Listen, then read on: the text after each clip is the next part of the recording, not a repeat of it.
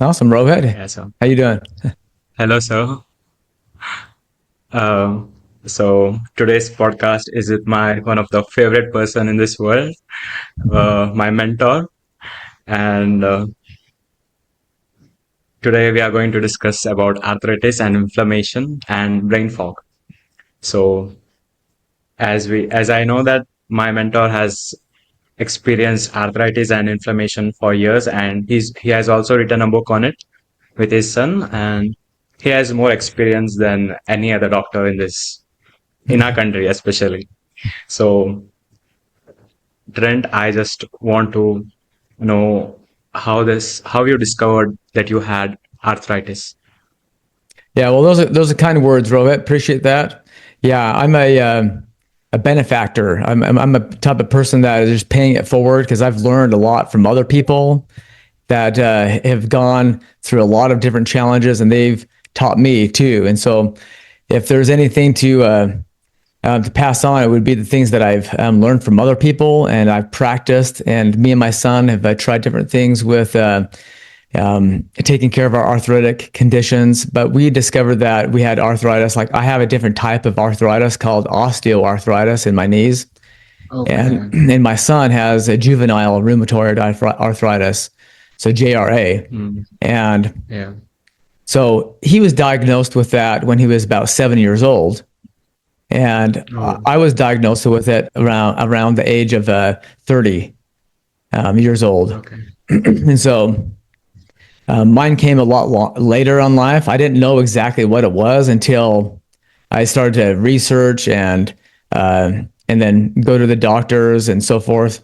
But yeah, that's how I found out about it. But for years, ever since I was about 19 years old, from year 19 on up to 30, I didn't know what it was. And so it's just more of a silent killer Mm, behind the scenes. It was going on and I wasn't aware. And that's the challenge of not being aware of what your issue is.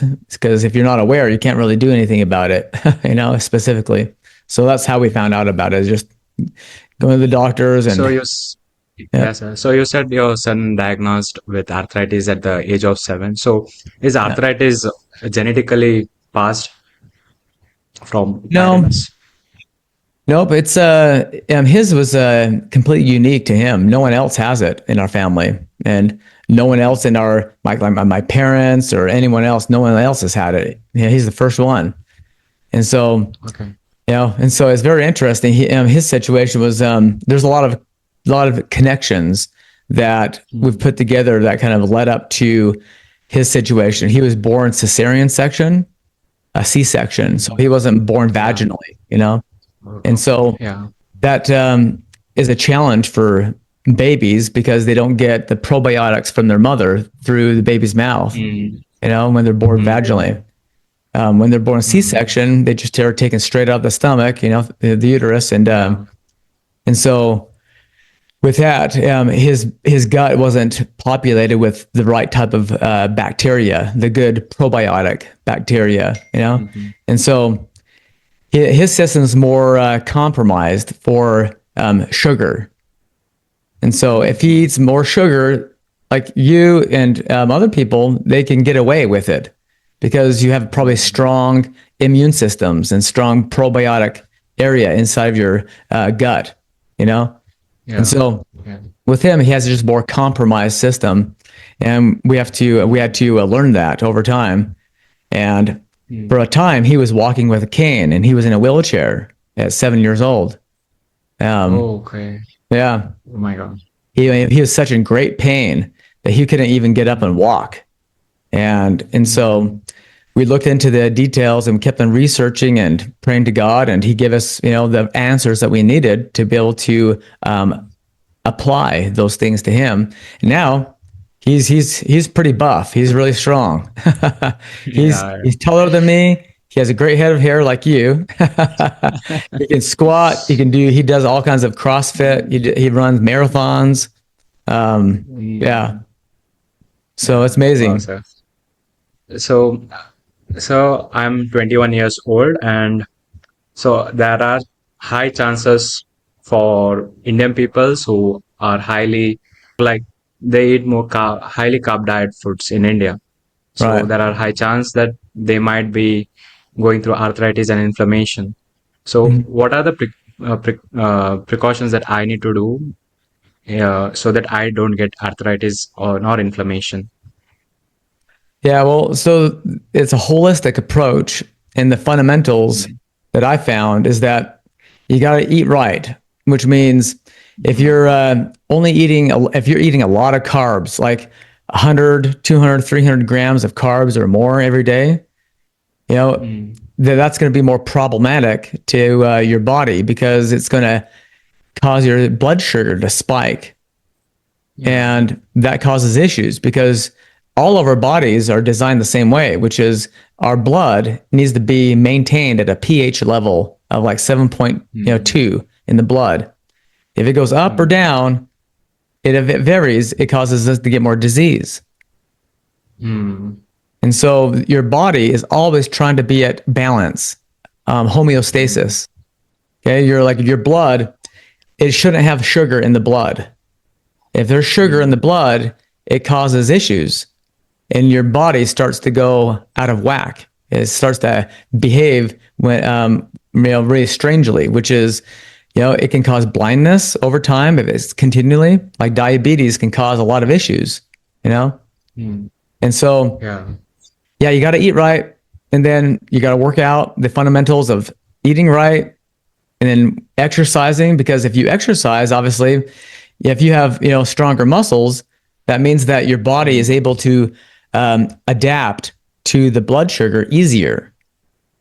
mm, Because blood sugar can go into the muscle.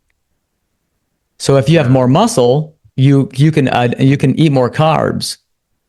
But if you don't have a lot of muscle, then you shouldn't be eating a lot of Mm, carbs because there's not as it's kind of like a sponge. You know what a sponge is, right? yeah, yeah. You So soak sponge. up. If your muscles are kind of like a sponge, and so it mops up, it soaks up all the, or at least it Mm, should, soak up a lot of the blood sugar, the sugar in your blood, you know. yeah. So So. if you're working out, then you can adapt to more, carbs in your life, you know, within balance, And then of course it goes on, right? You can, look at your fundamentals of proper sleep, managing your stress, Mm. getting sunshine. These are all things that help out with your overall balance of, avoiding diabetes and other diseases, What inspired you to write a book on arthritis? What made you so much curious and exciting to write a book on arthritis, and that has helped so many people?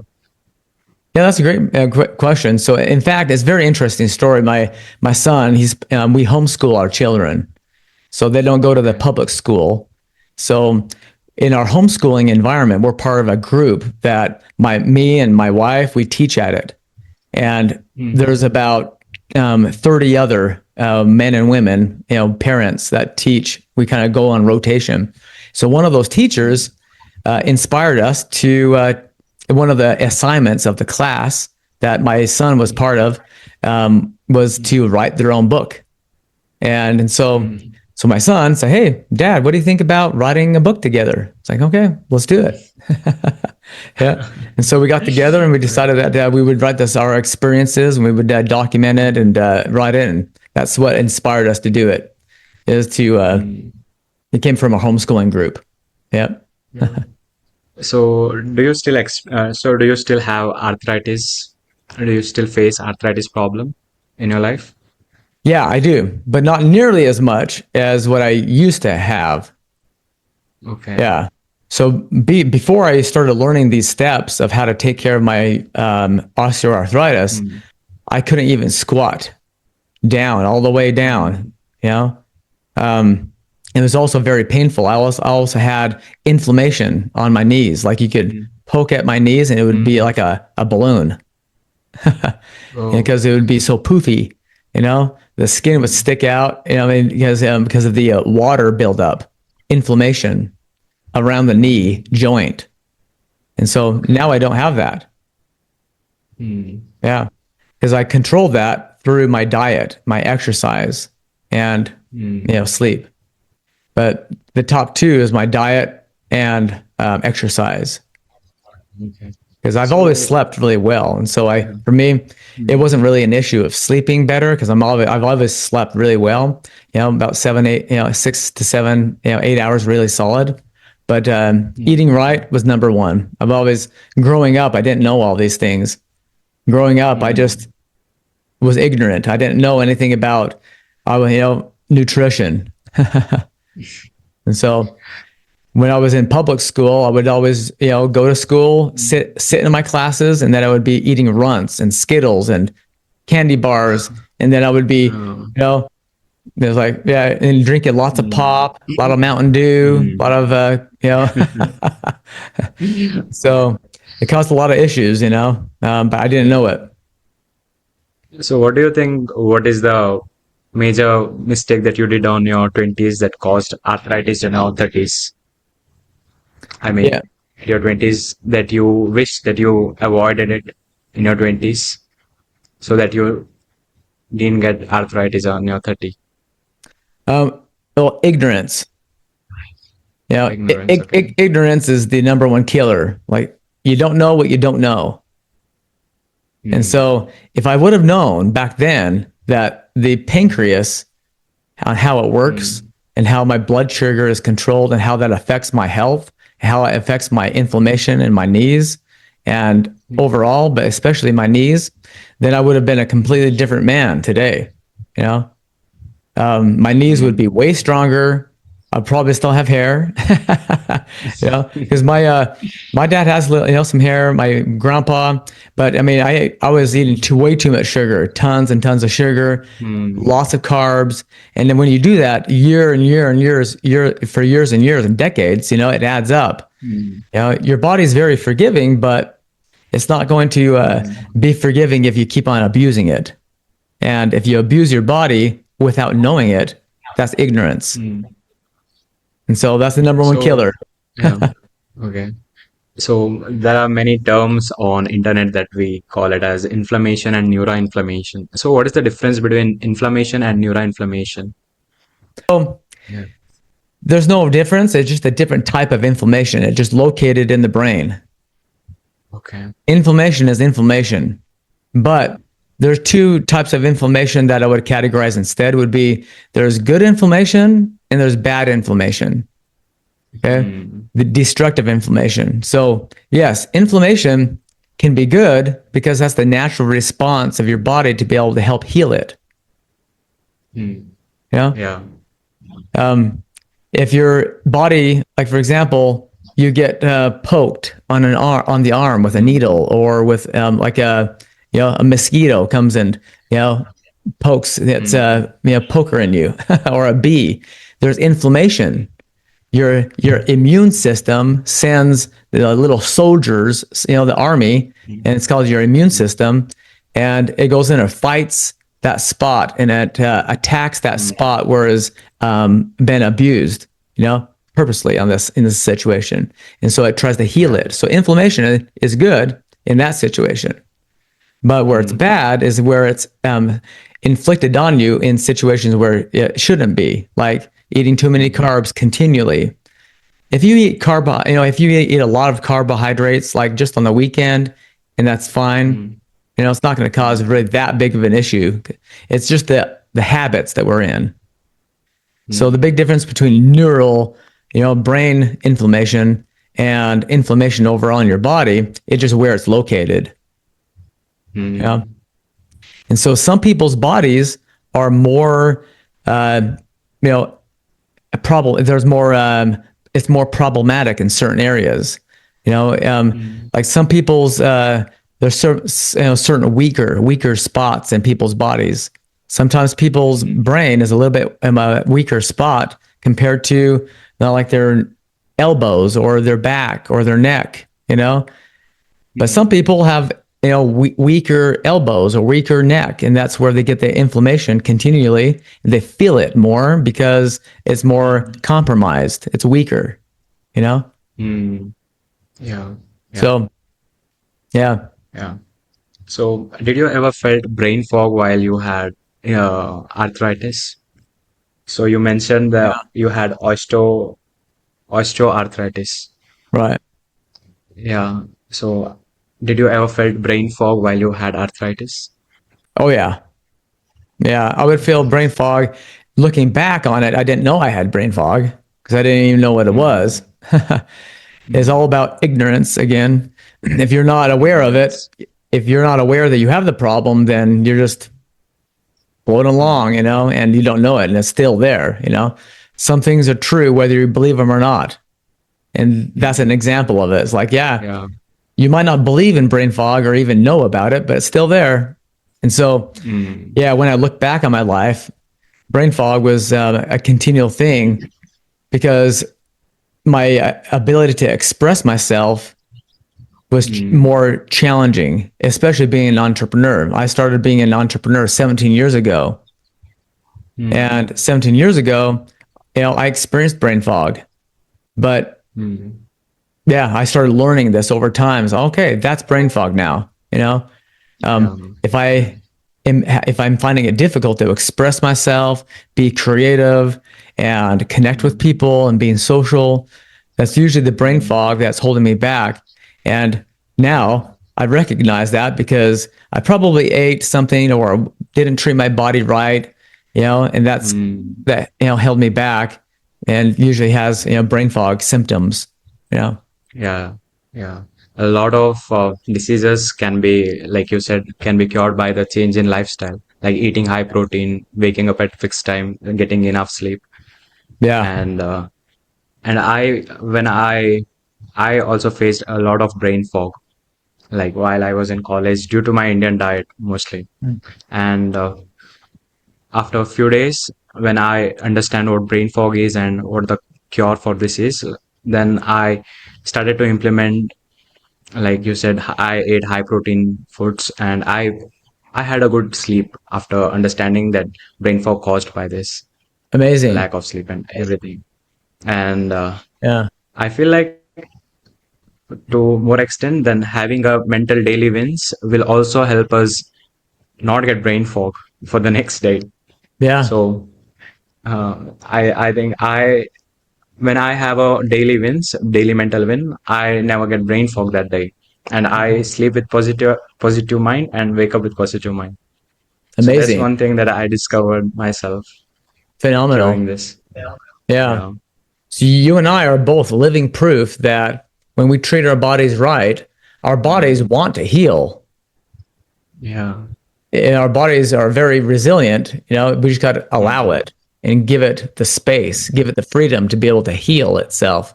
And so, yeah, exactly. mm, So we've both experienced what happens when we, have too many, carbs and not treating our body right with giving enough protein, enough good fats. mm, Yeah, awesome. yeah, yeah. So yes, to the end, what is that one thing that you want to say for people back then when you were in 20, and for me to not get any other diseases in my 30s? So what's that last information that you wish to give? Well, the number one piece of advice I always like to give people is to know God, because if you know God, He's going to help Mm, you discover who you really are, and who you mm, are is divinely created, and He wants you to be healthy. He wants you to be mm, strong, robust, clear-minded. He wants to be able to have you pursue a mission in life. And it's impossible to mm, be able to pursue a mission and pursue a goal that's worthy of your time in this life if you don't know your God. So that's mm, number one. It's like I would never really appreciate who I really am and what I can do if I didn't know who my Heavenly Father was. Number one. mm, Yeah. Most people out there in the health world are not going to say that because it's just very temporary. You know? So number one is just your connection with God. Number two is to get to know yourself. If you get to know yourself and your body and why your body exists, how to treat it respectfully and honorably, a lot of mm, people abuse their body. They treat it very horribly. mm. And because Yeah. they don't understand who they are. Mm, If they understand their true identity, then they're going to treat themselves honorably and respectfully, you know? And they also won't treat their body as a god. And too many people worship themselves, thinking that they're going to work out every single day. They're going to eat perfect, right? They're going to eat, there's people right now that are trying to avoid, we're all trying to avoid, dying too early, but some people believe that they'll live forever and they will never die, physically, Yeah, And yeah. so you just get people can get too confused with the creator and the creation. And so I believe that we're created after the image of God, and he requires and he wants us to be healthy. He wants us to treat our bodies like a temple. It's sacred, that we don't treat our bodies like a piece of garbage. We treat our bodies like a temple. We treat it respectfully. We clean it. We take care of it. We don't abuse it. And so that means that the number one piece of advice is to know God. And then number two is to get to know yourself and your purpose in life. As you do that, you'll start to treat your body as a proper tool. Yeah. And we should use our bodies in a way to be able to be healthy and go serve people, to help them out. Yeah. So those are the two things I would share. Yeah, sir. Thank you so much, sir. It's so lovely wisdom that you shared today. Well, appreciate it, Rohit. Yeah, good man. Thank you for having me on. Thank you so much, sir.